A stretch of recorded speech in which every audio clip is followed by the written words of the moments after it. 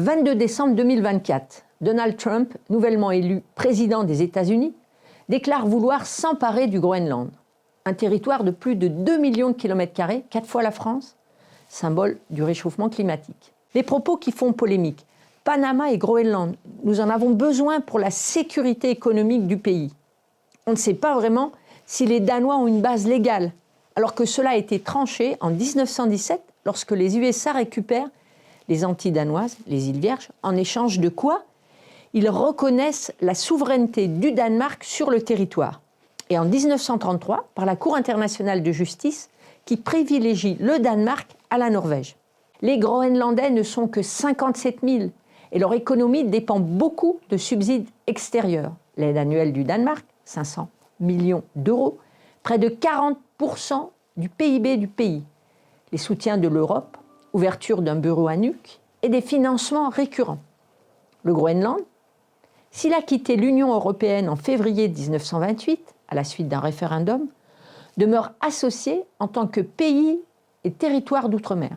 La sécurisation d'une économie solide en cas d'indépendance est un enjeu essentiel des futurs développements dans l'Arctique. Car une diversification économique insuffisante se traduit fréquemment par une plus grande vulnérabilité face aux chocs extérieurs. En 2014, dans un rapport intitulé « Le Groenland, un carrefour entre l'Europe et l'Arctique », le Sénat français questionnait déjà la quête d'autonomie des Groenlandais. Il s'intéressait aux moyens nécessaires pour engager la diversification de l'économie et le développement durable du pays. Le tourisme y était présenté comme un secteur à fort potentiel en raison du caractère bien souvent unique ou quasi unique au monde de ses paysages et des expériences que ceux-ci peuvent offrir. Mais lui étaient reprochés des prix élevés, le coût des voyages et de l'hébergement. 10 ans plus tard, où en sommes-nous? Ces sujets reviennent sur la table. Comment diversifier l'économie du territoire sans le dégrader? Le tourisme serait-il une voie intéressante? Et quel tourisme? La situation s'est-elle améliorée en matière d'infrastructures et de prix? Côté infrastructure, l'ouverture de l'aéroport de Nuuk en novembre 2024, avec sa nouvelle piste de 2200 mètres construite spécifiquement pour accueillir des longs courriers, et son terminal devrait faciliter l'accès avec les grandes villes du monde. La compagnie américaine United a annoncé qu'elle va proposer 2 vols entre New York et la capitale groenlandaise. En 2026, le Groenland prévoit d'agrandir l'aéroport d'Ilulissat et d'en ouvrir un à Qaqortoq, actuellement un simple héliport, afin de permettre de se rendre dans une grande partie de l'île en moins d'1h30. En matière de développement touristique, le pays, conscient de son potentiel, tente depuis un certain temps déjà, via son agence Visit Greenland, d'attirer de nouveaux visiteurs et de développer l'activité tout au long de l'année, en dépit des conditions météorologiques et climatiques bien particulières.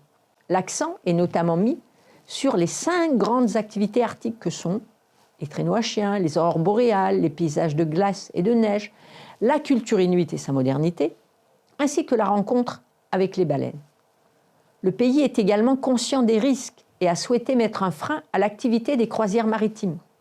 Le Groenland vient d'ajouter des contraintes de rapprochement de ses côtes pour lutter contre la pollution et protéger son environnement naturel, la faune marine notamment. Il n'a pas échappé aux élus locaux que les passagers des croisières, étant logés et restaurés à bord, ils dépensent beaucoup moins que ceux arrivés par avion. Il ne faudrait pas que le développement touristique devienne source de difficultés. Il s'agit donc bien, pour les tours opérateurs qui commercialisent la destination, de collaborer avec des acteurs locaux et de tendre vers un partage équitable des bénéfices, d'intégrer des pratiques responsables dans leurs offres, d'amener leurs clients à réfléchir à l'impact de leur voyage. Les agences européennes spécialistes des régions nordiques ont peut-être trop longtemps recherché une forme d'exclusivité. Pour les Groenlandais, de réfléchir à un modèle touristique durable et communautaire, soucieux de protéger la biodiversité, de déceler les opportunités offertes par l'activité touristique et de permettre aux communautés d'y prendre part aux côtés des professionnels déjà en place. Un tourisme collaboratif, résiliaire, axé sur l'offre, fondée sur le principe de diversité des patrimoines matériels et immatériels, comme le rappelait Sylvie Blangy. Sans préparation au recyclage et à la collecte des déchets, par exemple, ou sans réflexion sur les conditions d'hébergement, de déplacement et d'animation d'un nombre croissant de visiteurs, et même sur leur motivation, l'élan touristique pourrait mal tourner. Olivier Poivre d'Arvor, l'ambassadeur français des pôles, déclarait sur RFI « Après tout, c'est vrai, pourquoi interdirait-on au Groenland son développement économique? On l'a bien accepté sur nos côtes méditerranéennes, en Espagne, sur la Costa Brava. Cependant, je crains que certains touristes viennent au pôle comme au théâtre pour regarder et assister au désastre du réchauffement climatique. Aujourd'hui, les pôles de la Terre se réchauffent plus que n'importe quel endroit de notre planète. C'est une sorte de voyeurisme.